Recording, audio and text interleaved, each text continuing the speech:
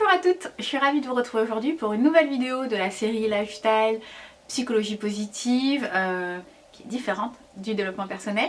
Vous savez que je suis de plus en plus intéressée par ce domaine de la psychologie positive. Et aujourd'hui, j'avais envie de vous parler d'un thème qui est extrêmement étudié en psychologie positive, le bonheur. Alors, est-il possible aujourd'hui de s'assurer de trouver le bonheur? Est-ce qu'il y a des études qui prouvent qu'il y a des habiletés particulières à développer pour trouver ce bonheur? Quels sont les freins, les empêcheurs de cette aptitude à éprouver du bonheur? Nous allons parler de tout ça aujourd'hui. Je commencerai cette vidéo par vous dire que si je souhaite vous partager ce type de vidéo aujourd'hui, c'est parce que j'ai eu un énorme coup de cœur pour le docteur Christophe André, qui est médecin psychiatre à la clinique Sainte-Anne, qui travaille beaucoup sur la pleine conscience, mais pas que. Il y a quelques années, il parlait aussi également beaucoup de psychologie positive. Et après avoir lu une grande partie de ses ouvrages, avoir regardé et re-regardé une bonne partie des conférences qu'il a pu faire, voilà, j'ai pris mes notes, j'ai fait mes propres synthèses et je voulais vous en partager quelques-unes. Donc je le remercie parce que c'est clairement grâce à lui que j'ai eu cette envie d'aller un petit peu plus loin. Ça me sert dans ma vie personnelle, dans ma vie professionnelle, et j'espère que ça pourra vous servir aussi. Donc je remercie le docteur Christophe André, ça m'étonnerait qu'il passe par là, mais voilà, ces ouvrages sont extrêmement intéressants, je vous les recommande d'ailleurs fortement. Et dans cette vidéo, si je peux vous recommander un ouvrage, je vous en avais déjà parlé dans une vidéo, je crois, zen. Voilà, mes petits favoris zen, je vous mettrai le lien de la vidéo en barre d'infos. C'est cet ouvrage qui est Et n'oublie pas d'être heureux. Donc c'est vraiment dans le thème de la vidéo, l'abécédaire de psychologie positive. C'est un ouvrage que je me plais à lire le soir avant de dormir. Et en fait, vous voyez, quand je lis quelques définitions, entre 5 et 10 tous les soirs, je les fluote. Donc j'ouvre le livre à n'importe quelle page. Et donc là, par exemple, il y avait Épicure et Épithète. Et voilà, donc au fur et à mesure, je surligne les petites définitions que j'ai déjà lues. Donc vraiment un ouvrage que je vous recommande, très facile à lire, même si vous n'êtes pas amatrice de lecture, vous arriverez à le lire facilement. Alors la première question qu'on pourrait se poser, c'est est-ce qu'on a tous droit au bonheur? Est-ce qu'on est tous capables d'éprouver ce bien-être subjectif? Est-ce qu'on est tous capables de ressentir tout simplement du bonheur? Alors même si il a été prouvé que nous avons tous des tempéraments différents, on va naître avec un tempérament plus ou moins optimiste ou pessimiste, on va grandir dans des environnements qui vont être différents, ou des environnements par exemple où le bonheur sera à profusion, d'autres enfances moins chanceuses avec une absence peut-être même totale de bonheur. On aura vu nos parents éprouver des difficultés à ressentir du bonheur ou non. Donc toutes ces choses font qu'on a effectivement des aptitudes à éprouver du bonheur, mais une chose est sûre, et ça je tenais à vous le dire, que pour 40%, finalement, les efforts, les attitudes intentionnelles que l'on va mettre en place pour atteindre ce bonheur subjectif, elles comptent donc pour 40%. Donc ce n'est pas rien. On peut naître avec une attitude, avec un tempérament pessimiste, on peut grandir dans un environnement où il n'y a pas de bonheur, on peut avoir des parents qui ont du mal à éprouver du bonheur. On aura quand même un levier non négligeable de 40% sur lequel on pourra agir. Donc oui, on peut cultiver des attitudes qui vont nous permettre d'atteindre le bonheur. Donc ça, c'est la première grande et bonne nouvelle. Alors bien évidemment, c'est une bonne nouvelle, mais cette bonne nouvelle va vous demander des efforts. Ces aptitudes, ces intentions que vous allez mettre en place pour essayer d'atteindre cet état de bien-être subjectif, ça va vous demander des efforts, ça va vous demander des efforts qui vont être quotidiens, puisque je vous en avais parlé dans la vidéo sur les apprentissages. Pour pouvoir apprendre, il faut répéter, il faut renouveler ses comportements. Donc effectivement, il va falloir avec courage mettre en place de nouveaux comportements, pour qu'un apprentissage puisse avoir lieu. Donc ça va demander des efforts, mais vous êtes capable, on est tous capables de le faire. Et ça, la neuroimagerie l'a bien démontré au niveau donc, de toutes les images cérébrales qui ont pu être mises en avant par tous les systèmes de neuroimagerie. On voit bien que si on développe certaines attitudes, on va au niveau du cerveau améliorer ce qu'on appelle la neuroplasticité neuronale et au final on va créer de nouveaux réseaux neuronaux et on va être tout à fait capable, même si ces réseaux n'étaient pas là auparavant et n'avaient pas été suffisamment stimulés, de les créer et donc de pouvoir, comme quelqu'un qui est né avec une attitude, un tempérament très positif, dans une famille très heureuse, avec voilà, un entourage où le bonheur était présent, pas en permanence parce que ça n'existe pas un bonheur présent en permanence, mais régulièrement, on va quand même pouvoir récupérer grâce à la neuroplasticité neuronale cette capacité. Donc ça c'est vraiment une très bonne chose. La neuroimagerie a permis en psychologie positive en tout cas, d'acter et vraiment de mettre en avant tous ces mécanismes. Donc c'est pas, on n'est pas du tout dans le développement personnel. C'est pour ça d'ailleurs que moi je suis pas du tout attirée par le développement personnel parce que c'est souvent des grandes platitudes, voilà, des choses un petit peu du b.a.-ba.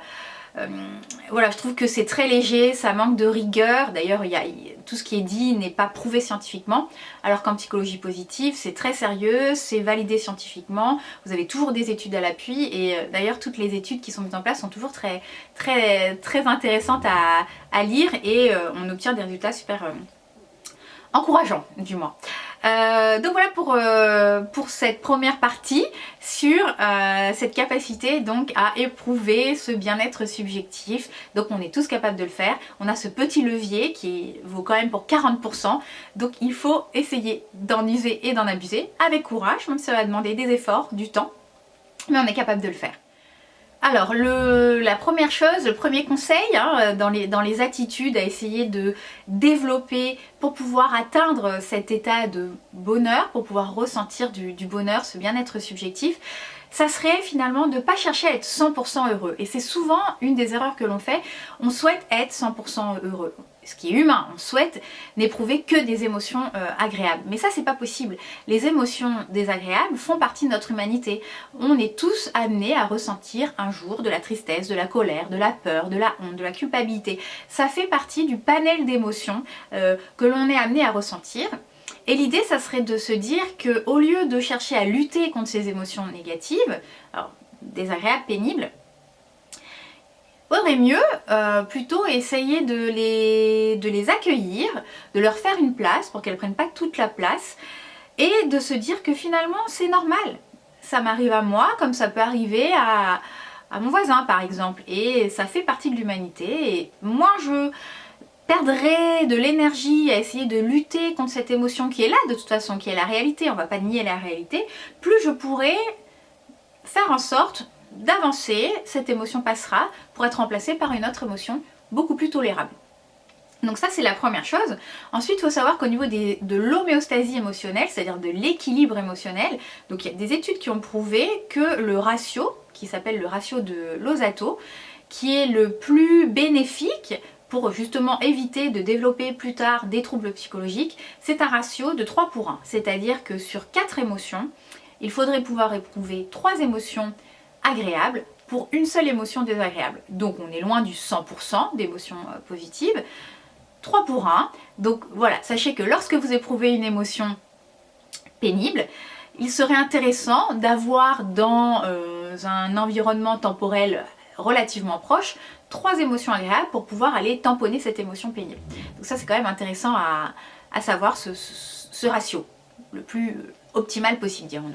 L'idée, ça serait aussi de se dire que certes, on ne peut pas éprouver que des émotions positives, que des émotions agréables, mais que lorsque cette émotion agréable arrive, de l'accueillir et d'être pleinement présent lorsque cette émotion agréable arrive. Donc là, je vais encore vous seriner avec ce même outil, mais encore une fois, la pleine conscience, c'est l'outil idéal pour être pleinement présent, avoir toute son attention sur l'émotion positive qu'on est en train de ressentir. Du coup, on va pouvoir décupler cette émotion et au lieu de chercher de manière continuelle et un petit peu insatiable à renouveler et à avoir toujours d'autres émotions positives, plutôt se dire j'ai la chance d'éprouver une émotion positive ici et maintenant, je vais essayer d'en profiter un maximum. Et pour ça, rien de mieux que d'être pleinement présent, d'avoir son attention complètement focalisée sur cette émotion positive. Alors les recommandations du docteur Christophe André,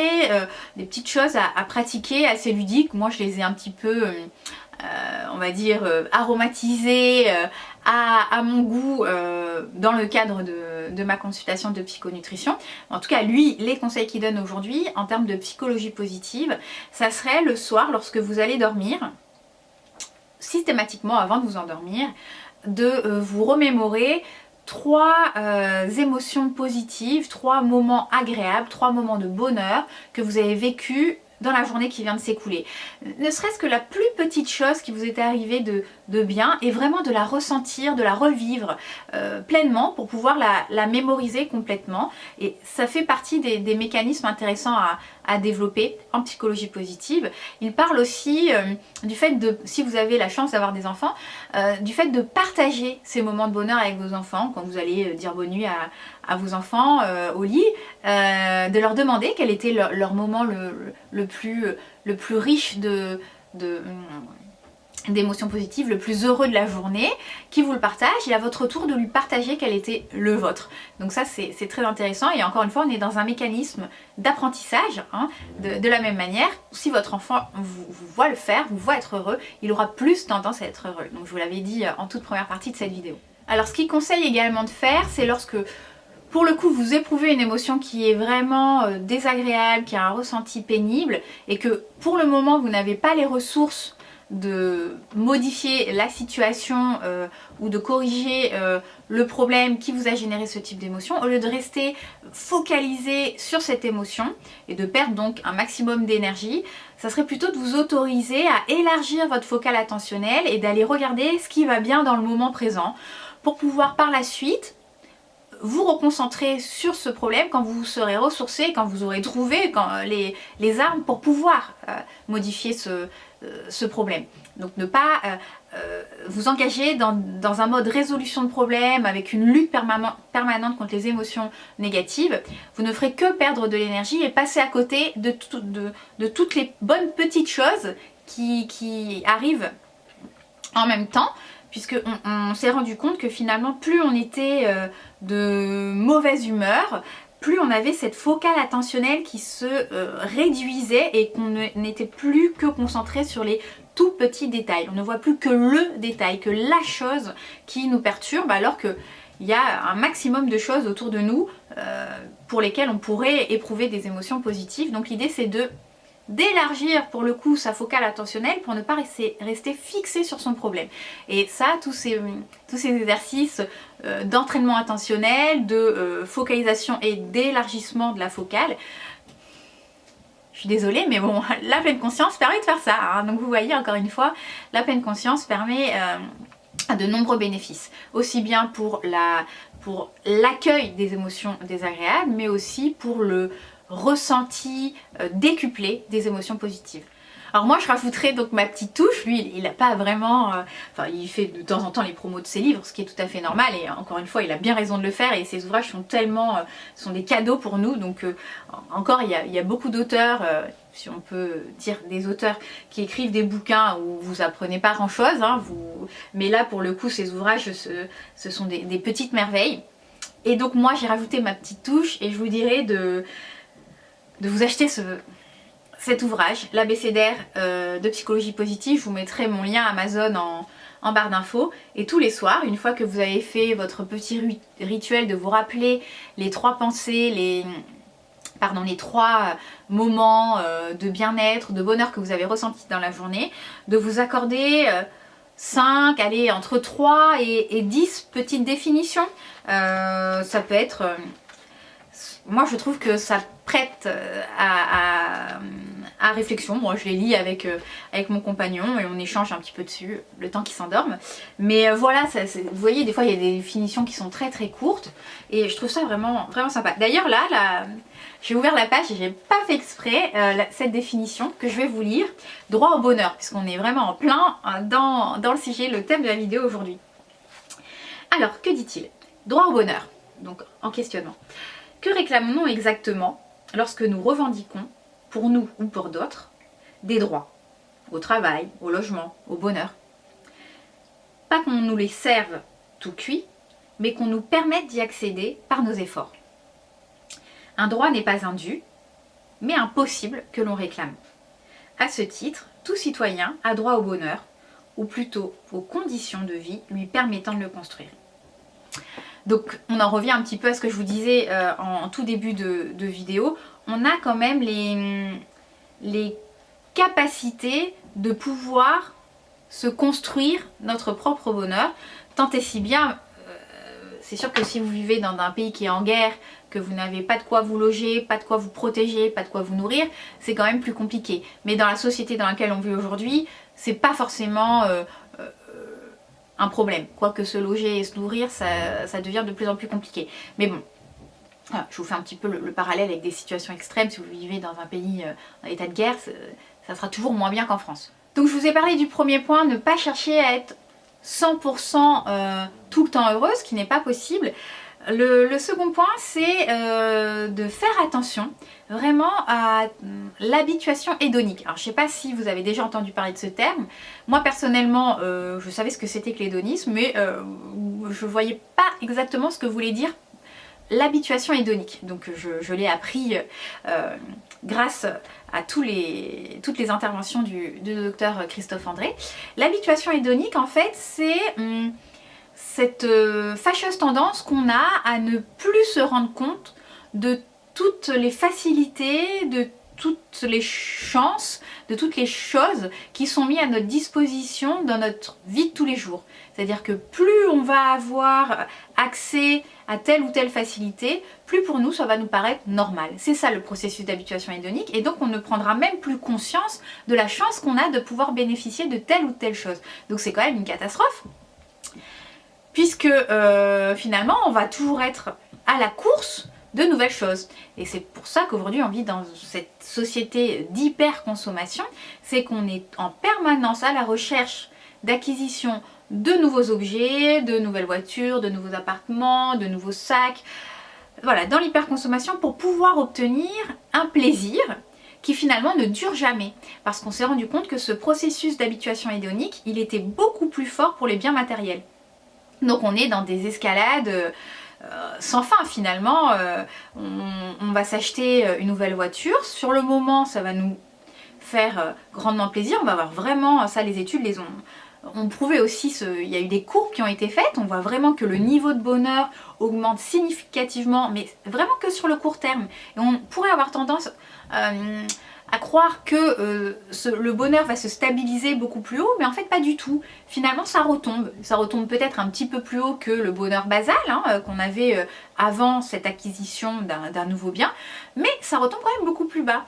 Donc finalement ce n'est pas la solution. Donc cette quête sans fin d'acheter toujours plus, de posséder toujours plus, en pensant que ça va nous rendre heureux, ça ne fonctionne pas. Et je m'en suis, par moi-même j'en ai fait expérience, ça ne marche pas.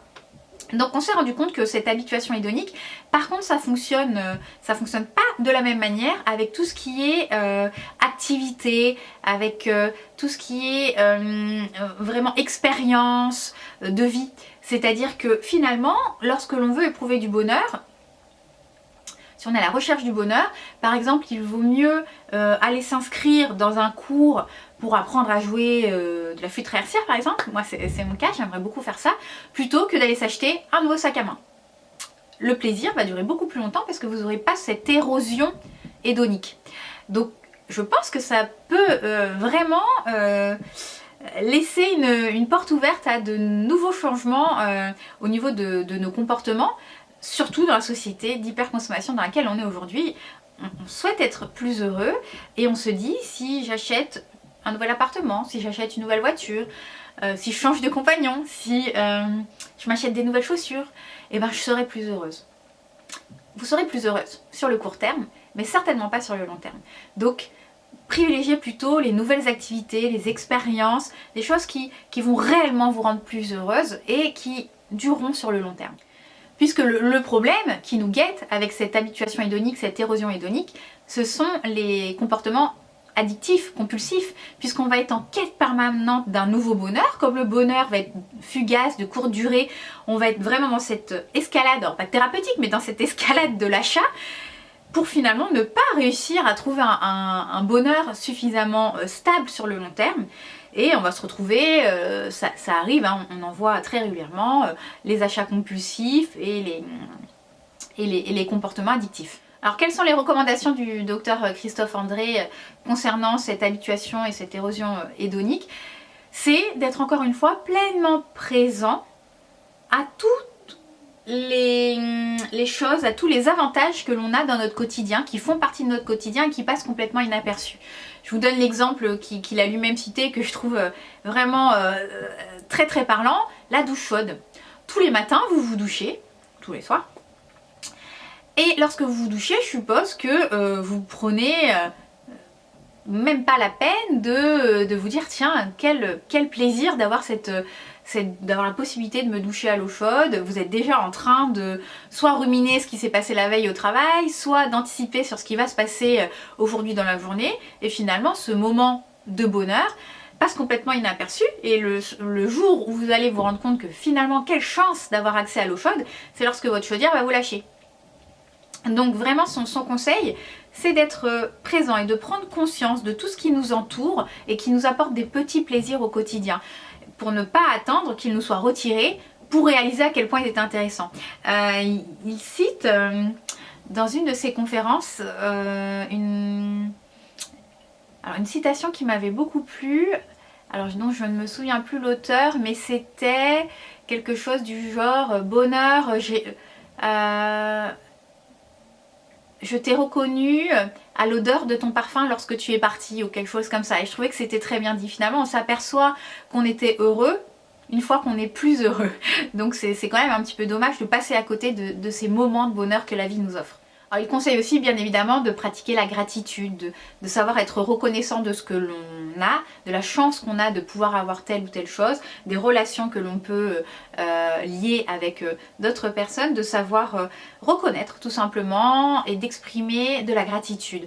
Ce qui est important et ce qui amplifie encore plus le bien-être et le bonheur. Donc ne pas se priver d'éprouver de la gratitude, mais je vous en parlerai un petit peu plus loin et un peu plus en détail dans la suite de cette vidéo. Alors troisième point, pour essayer de se rapprocher du bonheur, c'est de s'aménager dans votre journée des temps de pause où vous allez y caser du bonheur. Parce que c'est vrai qu'on se rend compte que dans nos vies trépidantes, dans nos vies où on accumule activité sur activité, tâche sur tâche, rendez-vous sur rendez-vous, régulièrement c'est plutôt, il arrive que ce soit des choses pas particulièrement agréables que l'on fait, finalement on ne fait rien d'agréable et le pénible s'accumule au fur et à mesure de la journée. Donc l'idée, selon Christophe André, serait de se caler, de se programmer dans la journée comme un rendez-vous chez le coiffeur, quelques minutes où vous allez, quelques minutes, quelques dizaines de minutes, voire même une heure si vous en avez la possibilité, une activité qui va vous procurer des sensations agréables et du bonheur.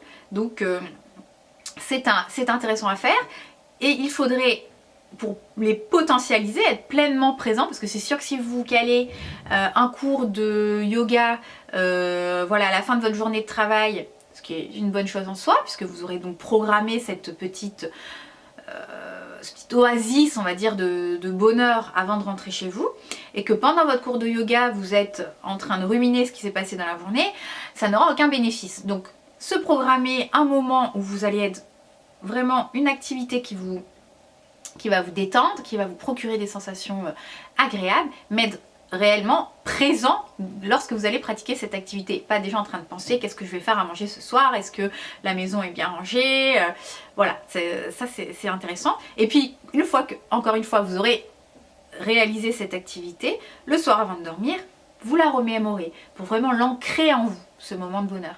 Alors quatrième point, je ne pouvais pas ne pas parler de la pleine conscience. Bien évidemment, la pleine conscience, c'est un des outils qui va vous aider à accéder au bonheur. La pleine conscience est donc un type particulier de méditation. Il s'agit d'une méditation laïque, non spirituelle, qui a été validée scientifiquement et dont des protocoles ont été établis et sont aujourd'hui utilisés en hôpitaux, en cliniques, dans les écoles, en milieu scolaire et dans les entreprises.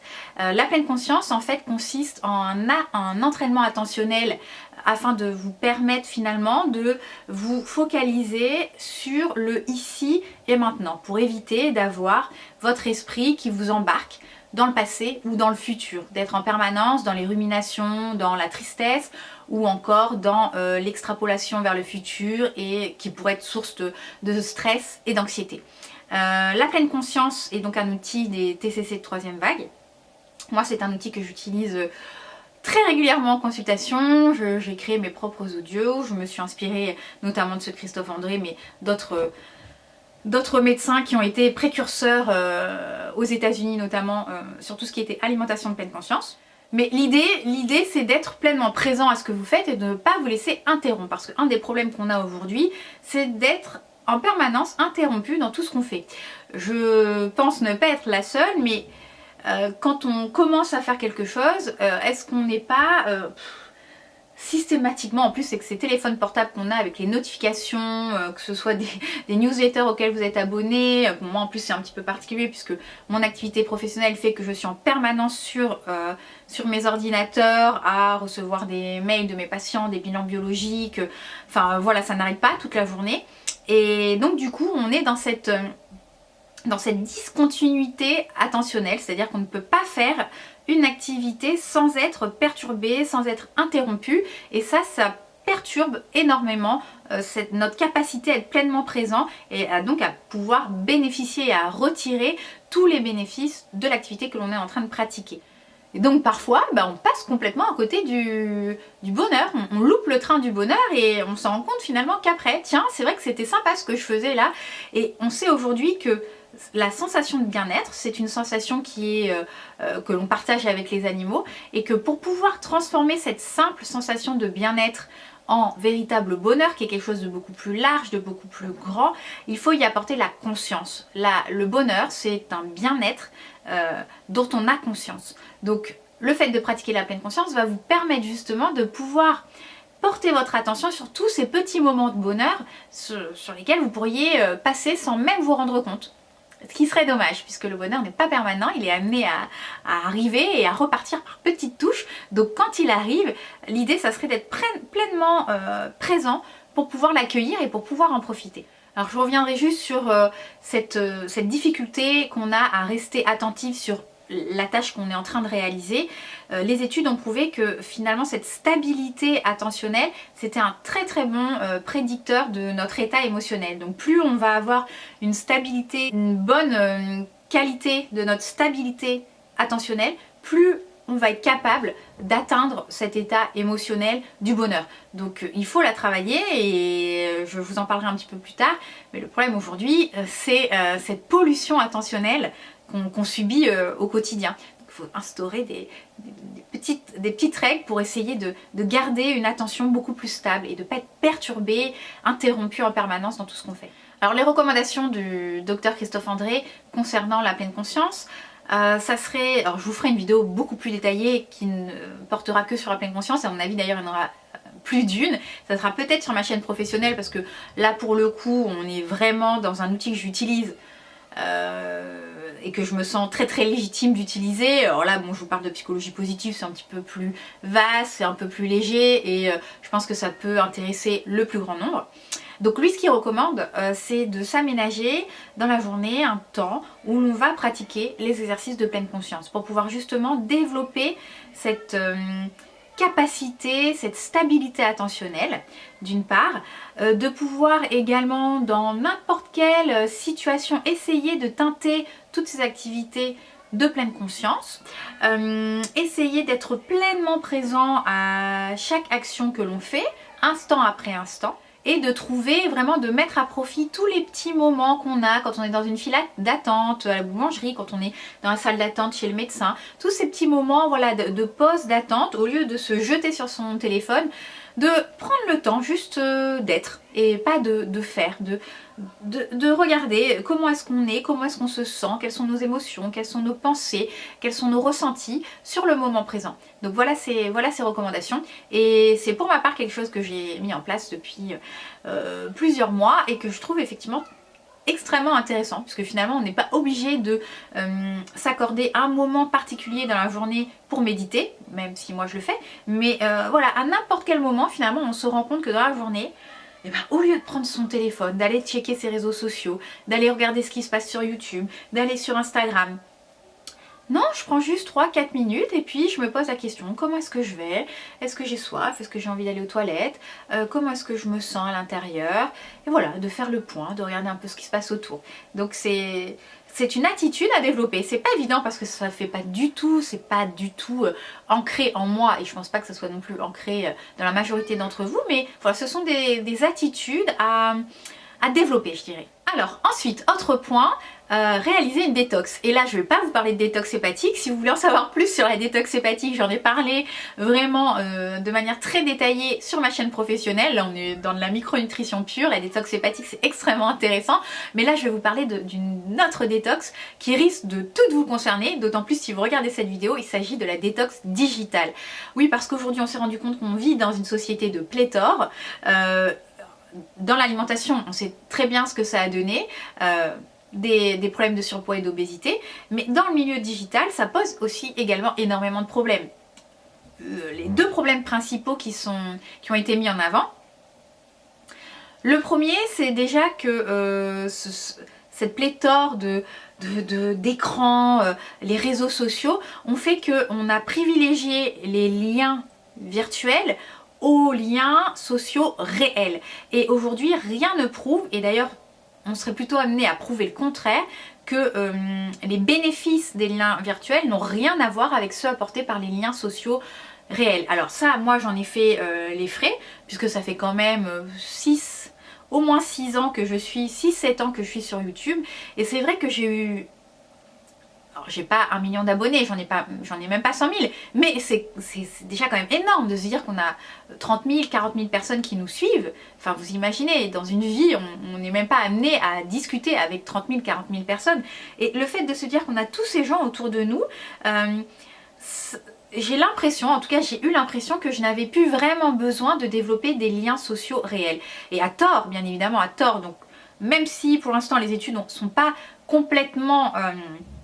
n'ont pas complètement mis en avant ce fait. Moi en tout cas pour l'avoir vécu, je vous le dis, les liens virtuels ne vous apportent aucunement ce que peuvent vous apporter les liens sociaux. Donc c'est le premier gros problème, c'est qu'on a tendance à développer des vies virtuelles qui sont complètement surdimensionnées, hein. YouTube en est la preuve même, et au détriment des liens sociaux. Donc ça c'est le premier gros problème. Le second problème, c'est qu'on a une compétition finalement temporelle entre les temps qu'on passe derrière les écrans ou devant les écrans, hein, ça dépend où est-ce que vous vous placez, et finalement les temps de repos. Parce que, encore une fois, comme je vous l'ai expliqué tout à l'heure, l'idée c'est que lorsque vraiment on n'a rien à faire, lorsqu'on est dans une file d'attente, lorsqu'on est dans un embouteillage, dans les transports, au lieu de s'arrêter et de se poser et de faire une vraie pause, on va tout de suite être happé, être attiré par notre téléphone. Là c'est ma carte mémoire, donc je ne sais plus où j'en étais. Je pense que je vous parlais de cette compétition qu'il y a entre les temps d'écran et les temps de pause.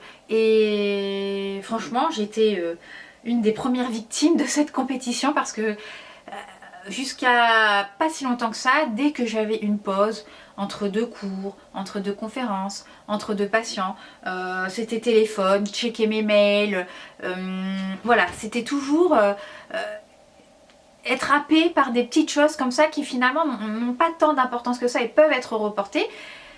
Faire une pause, c'est faire une pause. Donc quand vous allez faire votre pause café, cigarette à 10h30, c'est pas pour regarder votre téléphone, c'est faire une pause pour réellement faire une pause. Quand vous faites votre pause et que vous êtes avec votre téléphone en train de regarder les réseaux sociaux, vous faites pas réellement une pause. Votre cerveau est toujours en train de travailler, pas de la même manière, mais il est toujours en train de travailler, donc vous le fatiguez d'une manière différente, mais c'est quand même de la fatigue. Et ça a été prouvé aussi en neuroimagerie que ces temps de pause, ils sont extrêmement importants parce qu'on a des régions de notre cerveau qui finalement ont besoin de ces temps de pause pour s'activer. Ce sont des zones neuronales qui ont bien été identifiées, on parle d'un réseau neuronal par défaut et qui permet justement, enfin qui aurait en tout cas une importance dans tout ce qui est mécanisme d'apprentissage, de stockage, Donc pour pouvoir activer ce réseau, il faut réellement faire des temps de pause et se contenter tout simplement juste d'être et pas de faire en permanence, juste d'être ce que vous êtes au moment présent et de pas être en permanence en train de faire ceci, en train de faire cela, en train d'agir. Vous contentez d'être. Donc apprendre à buller finalement, c'est bien pour atteindre le bonheur. Donc là encore une fois, moi je suis assez mal placée pour vous donner des conseils, mais j'essaye le plus souvent possible, bien que ma profession me le permette pas forcément, parce que c'est vrai que des fois je reçois des bilans biologiques à n'importe quelle heure et je pourrais très bien me dire je ne regarde ma boîte mail que 3 fois par jour ou 2 fois par jour, mais voilà, dès que je reçois un mail j'ai tendance à aller le regarder, voir s'il n'y a pas quelque chose d'important. Bon, il faudrait que j'essaye de travailler un petit peu plus là-dessus et voilà, de vous dire pendant cette plage horaire de 2 heures, je ne fais que ça et je ne me laisse pas distraire par les réseaux sociaux, par mes mails, par un coup de téléphone, par un SMS. Et ça, encore une fois, ça a été prouvé que cette capacité attentionnelle, cette continuité attentionnelle était vraiment importante dans l'atteinte du bien-être, et que finalement c'était pas l'activité en soi qu'on fait qui va nous procurer du bonheur, mais c'est l'attention que l'on porte à cette activité qui va nous permettre d'atteindre cet état de bien-être. Donc ça serait dommage, encore une fois, de faire les choses sans vraiment être présent à la chose qu'on est en train de faire. Et encore une fois, pour pouvoir être dans cette attitude, la pleine conscience va pouvoir réellement vous aider. Je terminerai sur une autre aptitude. Cette vidéo ne se veut pas exhaustive, bien sûr j'ai repris des points qui me semblaient intéressants, mais il y en a bien d'autres. Sur notre capacité à cultiver finalement des sentiments, des comportements qui sont dits prosociaux. Donc là on va parler de gratitude, de bienveillance envers son prochain et de ne pas être en permanence dans la comparaison, parce que un des freins au bonheur, c'est la comparaison, d'être en permanence en train de se comparer à l'autre. Est-ce qu'il est plus heureux? Est-ce qu'il est moins heureux? Est-ce qu'il a plus de choses? Est-ce qu'il a moins de choses? Et notamment quand on se compare vers le haut, on a tendance à du coup être de moins en moins heureux. Et là c'est encore le piège des réseaux sociaux. Je me suis d'ailleurs moi-même fait piéger à aller par exemple sur Instagram ou sur YouTube et regarder des vidéos de personnes que je ne connais même pas d'ailleurs, qui ne me montrent que ce qu'elles ont bien envie de me montrer, et à avoir cette tendance à se comparer, à se dire ah ouais, sa vie elle est quand même géniale, et ouais, ce qu'elle est capable de faire et d'avoir et tout. Et finalement cette comparaison elle est néfaste, elle n'est pas du tout finalement porteuse de bonnes énergies pour avancer, et au final, en plus du fait que cette comparaison n'apporte rien, on ne sait pas ce que font réellement ces gens dans leur vie. Et moi je suis tombée sur une personne sur Instagram qui est extrêmement connue et je me dis waouh, mais quelle vie incroyable, oh, comment est-ce qu'elle fait pour tout ça? C'est purement que du matériel, hein. En soi c'est des milliers de paires de Louboutin, des milliers de sacs Hermès, et puis au final pour me rendre compte que voilà, cette personne était était avec quelqu'un qui avait 2 fois son âge, paraplégique, à la base c'était son infirmière, qu'elle s'était mis avec lui pour son argent. Je me suis dit waouh, et finalement tu te mettais à te comparer, à te dévaloriser par rapport à une personne finalement dont tu ne veux pas du tout la vie, ça ne t'intéresse pas du tout. Donc méfiez-vous de la comparaison, d'autant plus vous comparez avec des personnes dont vous ne connaissez pas vraiment la vie. Ça sert à rien. Et d'ailleurs il y a eu une expérience qui a été faite là-dessus en psychologie positive.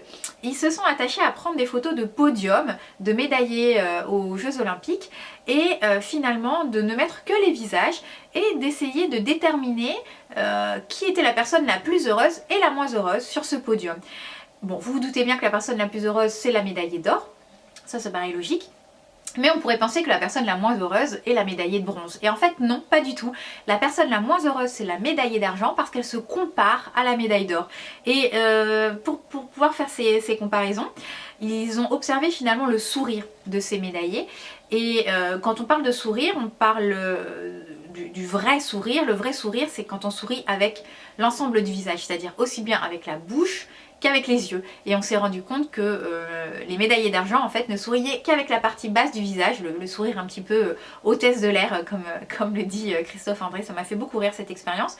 Et c'est vrai que quand on regarde les photos sans voir, en ne voyant que les têtes, sans voir les médailles, on arrive facilement à se dire tiens, c'est vrai qu'effectivement la moins heureuse ça semble être celle-ci, et quasiment à tous les coups c'est pas la médaille de bronze, c'est la médaille d'argent. La médaille de bronze elle se compare vers le bas à celle qui n'est pas montée sur le podium, donc elle est bien heureuse d'y être, et la médaille d'argent par contre elle se compare vers le haut, et donc elle a tendance à être moins heureuse que la médaille d'argent, que la médaille pardon, de bronze, qui est pourtant arrivée après elle. Donc ça vraiment, faites attention, les réseaux sociaux sont vraiment un véritable poison pour ça. Méfiez-vous d'une part des comparaisons qui sont trompeuses, on ne sait jamais qui sont réellement les personnes, comme moi par exemple, vous ne savez pas qui je suis, je vous montre que ce que j'ai envie de vous montrer, et ça se trouve ma vie ne vous plairait absolument pas. Donc méfiez-vous, il y a des gens qui jouent, qui se créent une vie de toute pièce sur les réseaux sociaux. On vous montre que ce qu'on a envie de montrer, donc forcément on va vous montrer des choses positives, des choses qui nous font briller. On n'est pas sadomaso à vouloir se montrer plus bas que terre, à vouloir montrer les plus mauvaises faces de nous-mêmes. Et essayez plutôt donc de cultiver ces attitudes prosociales, cette bienveillance envers son prochain, c'est-à-dire qu'on a plutôt tendance à effectivement se comparer aux autres. Est-ce qu'ils sont plus heureux ou moins heureux que nous? Ça serait plutôt de se dire, je remercie d'avoir ce que j'ai aujourd'hui, et si les autres ont, et ben tant mieux pour eux. Il faut vraiment encourager la relation, les relations d'entraide, apprendre à dire merci, apprendre à être reconnaissant. Plus vous allez être capable d'éprouver votre gratitude, plus vous allez être capable d'être reconnaissant, plus finalement vous allez ressentir cet état de bien-être, et plus vous serez capable de procurer du bonheur aux autres. Donc c'est vraiment un cercle pour le coup qui est vertueux, et que je vous encourage à essayer de mettre en place. C'est pas évident, c'est vrai la nature humaine est ainsi faite pour une grande partie de la population. On a plutôt tendance à vouloir se comparer, à vouloir être en compétition, et l'idée ça serait vraiment d'essayer de ne plus être en compétition vis-à-vis des autres, vis-à-vis d'autrui, et d'essayer plutôt de cultiver des relations saines, des relations sereines, des relations d'entraide, et finalement se préoccuper de son propre bonheur, mais en tant que tel, pas en le comparant au bonheur des autres. Voilà, c'est mon bonheur m'intéresse, mais je vais pas aller le comparer à celui de mon voisin. Et c'est pas parce que mon voisin, ma voisine, elle semble plus heureuse parce qu'elle a dévalisé l'avenue Montaigne, qu'elle est forcément plus heureuse que moi. Je regarde mon propre bonheur et je fais preuve de bienveillance. Et voilà, d'essayer d'éviter d'avoir toujours cette vision compétitive. Moi, c'est ma nature, c'est mon tempérament. J'ai pu réaliser ce test que je fais réaliser de temps en temps à mes patients sur justement les tests de personnalité, quel type de tempérament on a. C'est plutôt pour essayer d'avoir des outils sur lesquels agir en termes de motivation. C'est pour ça que j'utilise ces tests, pour savoir un petit peu comment entretenir, comment parler à mon patient en fonction de sa personnalité. Et moi je suis de nature, on a 8 tempéraments, je vous ferai une vidéo là-dessus si vous voulez d'ailleurs sur les tempéraments. Et moi je suis de nature compétitrice, je suis un compétiteur. Donc forcément j'ai plutôt tendance à avoir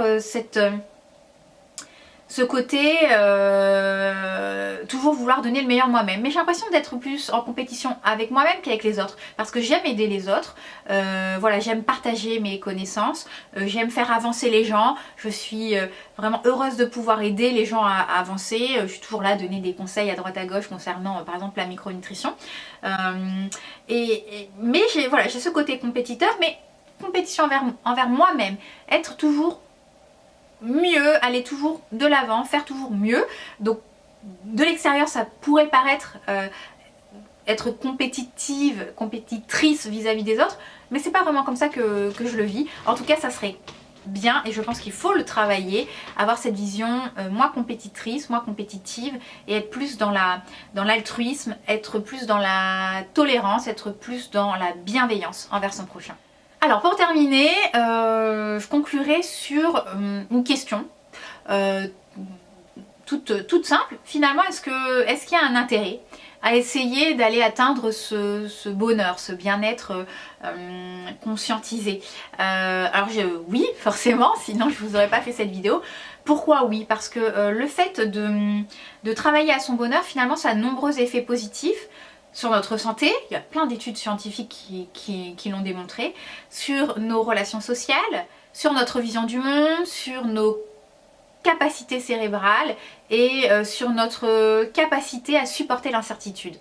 Le bonheur, bien sûr, comme je vous l'ai dit, c'est pas quelque chose de figé, de stable, de continu dans le temps. Donc finalement, ces petites touches de bonheur qu'on va avoir la chance de vivre vont nous permettre de supporter les moments d'adversité, les moments plus difficiles.